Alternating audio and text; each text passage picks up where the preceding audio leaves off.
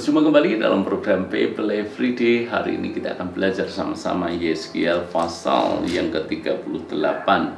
Dan Yeskiel pasal yang ke-38 ini adalah firman Tuhan tentang Gog di tanah Magog. Jadi Yeskiel ini merupakan salah satu kitab nubuatan. Banyak nubuatan di sana, dan yang di dalam pasal 38 ini adalah salah satu nubuatan di kitab Yeskiel yang paling sering dibicarakan. Bahkan ini digambarkan akan terjadi di akhir zaman nanti, yaitu perang melawan Gog di tanah Magog. Saya pribadi tidak mau berspekulasi tentang penafsiran di Yeskiel pasal yang ke-38 tentang perang di akhir zaman nanti. Tetapi saya lebih mengajak Anda untuk melihat apa daripada benang merah atau runtutan peristiwa apa yang kemudian muncul Yeskiel pasal yang ke-38 itu. Sekali lagi, kita tidak akan membahas tentang perang yang akan terjadi di akhir zaman nanti. Kita tidak pernah tahu. Namun, kita akan membahas pasal 38 ini merupakan kelanjutan dari pasal-pasal sebelumnya. Yang pertama, Yeskiel pasal 36 itu berbicara tentang janji Tuhan akan memulihkan Israel. Dan kemudian di pasal yang ke-37 atau hari kemarin kita belajar itu tentang kebangkitan Israel, bahwa Tuhan akan memulihkan keadaan Israel.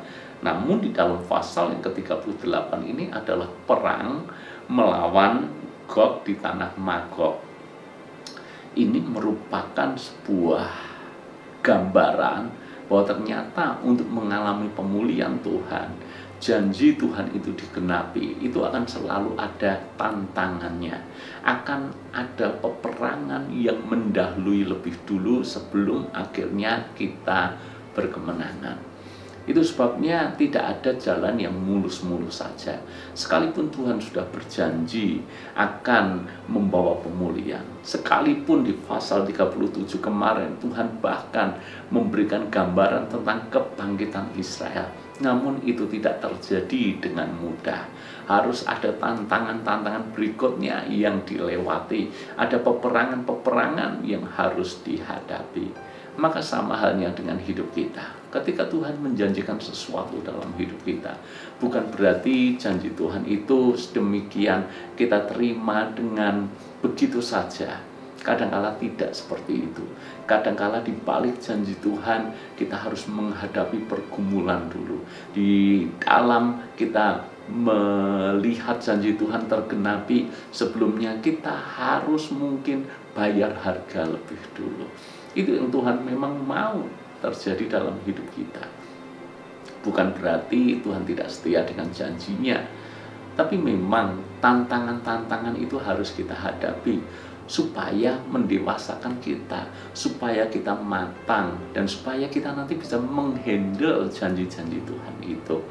Coba pikirkan sama-sama, bukankah bangsa Israel menerima janji?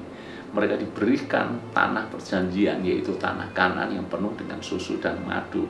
Dan bukankah perjalanan dari Mesir menuju ke tanah Kanaan itu sebetulnya jarak yang bisa ditempuh tidak memakan waktu sampai berbulan-bulan. Mungkin hanya dalam waktu hitungan minggu mereka sudah bisa tiba di tanah perjanjian, sudah menerima janji. Tapi nyatanya untuk bisa menikmati janji itu butuh proses yang panjang, butuh persiapan yang kuat, dan mereka harus berperang lebih dulu. Dan Tuhan memang sengaja menuntun mereka mengambil jalan yang memutar. Kenapa? Supaya mereka benar-benar siap ketika masuk di dalam peperangan nanti. Jadi Anda lihat benang merahnya di sini. Mendapat janji, tapi juga harus berperang. Berperang tujuannya apa? Supaya kita matang, dewasa, kuat untuk menghandle janji itu. Tuhan berjanji untuk memberkati. Kenapa Tuhan menempa kita menjadi kuat, menjadi dewasa, menjadi tangguh? Supaya jangan sampai berkat itu membuat kita justru hancur. Jangan sampai berkat itu justru membuat kita menyia-nyiakan Tuhan yang lebih penting daripada berkat itu. Karena kita mendapatkannya dengan mudah, kita tidak cukup matang dan tidak cukup dewasa untuk menghandle berkat itu. Sekarang kita tahu untuk alasan apa kita sudah menerima janji Tuhan, tapi kita harus bertekun terus di dalam pengharapan kita kepada Tuhan. Kita sudah menerima janji Tuhan, tapi kenapa kita mesti harus berperang dulu dalam kehidupan ini, bergulat terus dari satu tantangan ke tantangan berikutnya. Ingat, Tuhan sedang mengembangkan otot-otot iman kita. Tujuannya adalah ketika janji itu digenapkan secara sempurna, maka kita semuanya menjadi orang yang dewasa di dalam Tuhan. Tuhan berkati.